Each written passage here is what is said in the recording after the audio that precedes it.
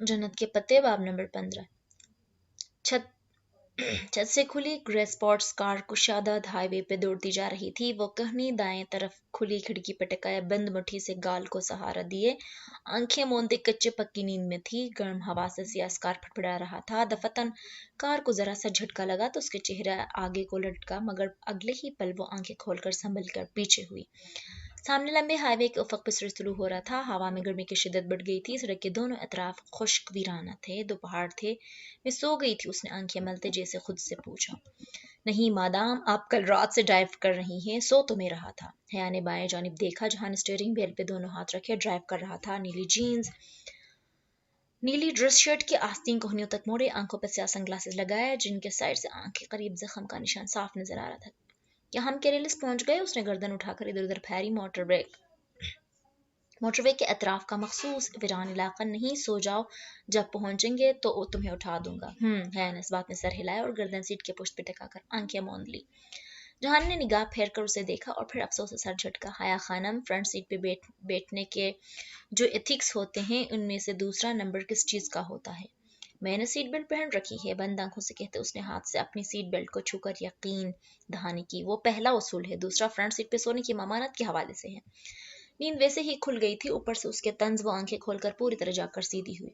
तुम्हारे मुंह से एथिक्स का जिक्र कितना खूबसूरत लगता है ना जहान। क्यों? चंद एक बातों के अलावा मैं एक बहुत डिसेंट आदमी हूँ। वो बुरा मान गया। ने बहुत हैरानी से उसे देखा। थैंक यू यार, मैं जहां सिकंदर, वरना मैं इंकरा से यहाँ तक यही सोचती आ रही हूँ कि ये कार तुम्हारी अपनी है या चोरी की। जहां ने एक निगाह खफा निगाह उस पर डाली। और रेंट की है, कहकर सामने देखने लगा। हम केलेलिस कब पहुंचेंगे? उसने जरा अक्सलमंदी से पूछा। ड्राइव में कर रहा हूँ, तुम तो सोई आई हो। फिर एक तो पता नहीं हर ड्राइव करने वाले ये क्यों समझते हैं कि उसके अलावा बाकी तमाम मुसाफिर थक नहीं सकते। ओह, तुम्हारा पाँव तो नहीं दुख रहा? नहीं, ठीक है। और तुम्हारा सिर दर्द? उसने फिर से जारहियत के पर्दे में दिफा किया। मैं ठीक हूँ। हयान इस बात पर गर्दन मोड़कर बेगौर उसका चेहरा देखा। आखिर दफा कब सच बोला था? अभी 10 सेकंड पहले, जब मैंने कहा था मैं ठीक हूँ। वो जानती थी कि अगर उसके सिर में दर्द था तभी वो नहीं बताएगा। चंद लम्हे खामोशी से गुजरे।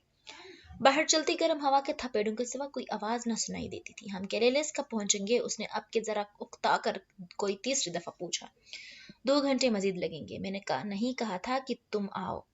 तुम तो खुद मुझसे थी।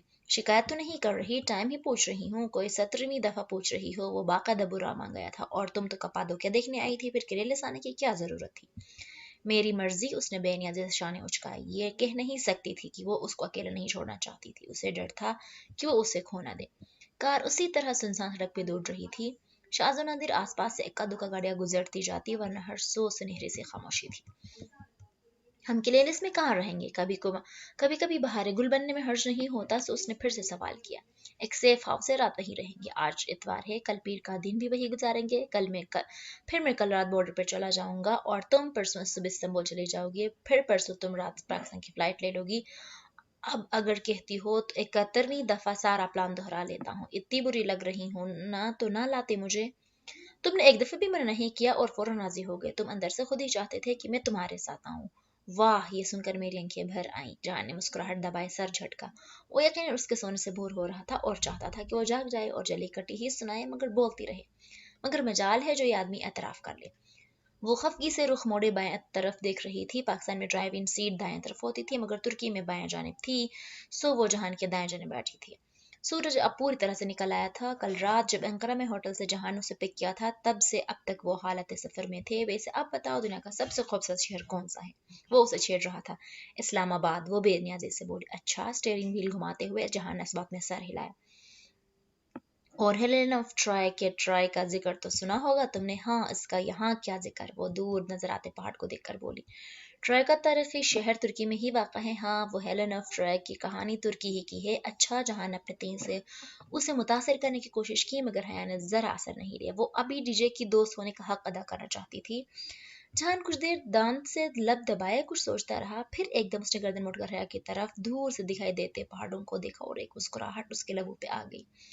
इस पहाड़ का नाम मालूम है तुम्हें? हया उसी तरफ देख रही थी, बस जरा से शाने उचके। नहीं, वो माउंट नमरूद है, कहकर जहां उसके असरात देखे। अच्छा, वही बेनियाजी? नहीं, तुम तो नहीं समझी है। माउंट नमरूद है, नमरूद को तुम जाती होगी ना। तुम कौन उसके लबों से फिसला? پھر یاد آیا ترکوں کے نام جو تے پہ ختم ہوتے تھے وہ ہمارے وہاں دال پہ ختم ہوتے ہیں. احمد سے بنا احمد، مولود سے بنا مولود، اور نمرود سے بنا نمرود. بادشاہ نمرود وہ چونکی، ہاں وہی نمرود. اور یہ وہی پہاڑ ہے جہاں نمرود نے ابراہیم علیہ السلام کو آگ میں اتارا تھا. اللہ اللہ، یہ وہ پہاڑ ہے، وہ پہاڑ ترکی میں ہے. اس کو حیرت کا جھٹکا سا لگا تھا. وہ فوراً سیدھی ہو بیٹھی. وہ بھورا سا پہاڑ جو ان سے بہت دور تھا کافی دیر سے ان کے ساتھ چلا رہا تھا. یہ تھا وہ پہاڑ. وہ 5 ماہ سے ترکی میں تھی اور اسے کبھی یہ نہیں پتا چلا کہ وہ سارا قصہ وہ سب آج کے ترکی میں ہی ہوا تھا. جہان اپنے مقصد میں کامیاب ہو کر آسودہ سا مسکراتے ہوئے ڈرائیو کر رہا تھا اور اپنے اسلام آباد بھلائے بنا پلک جھپکے اس پہاڑ کو دیکھ رہی تھی. وہ 4000 سال پرانا قصہ جو وہ جس کا ذکر قدیم مقدس کتابوں میں ملتا ہے وہ اس پہاڑ پر پیش آیا تھا، بالکل اسی پہاڑ پہ. جب ہم سب کے ابراہیم علیہ السلام کو، ان ابراہیم علیہ السلام کو جنہیں یہود، عیسائی اور مسلمان سب اپنا پیغمبر مانتے ہیں، ان کو آگ میں ڈالا گیا تھا. اس آگ میں جو جلا دیتی ہے، جو راکھ کر دیتی ہے، مگر وہ آگ ان کے لیے گلزار بن گئی تھی، نرم گلابوں کی طرح. لیکن پھر ہر کسی کے پاس قلب سلیم تو نہیں ہوتا نا.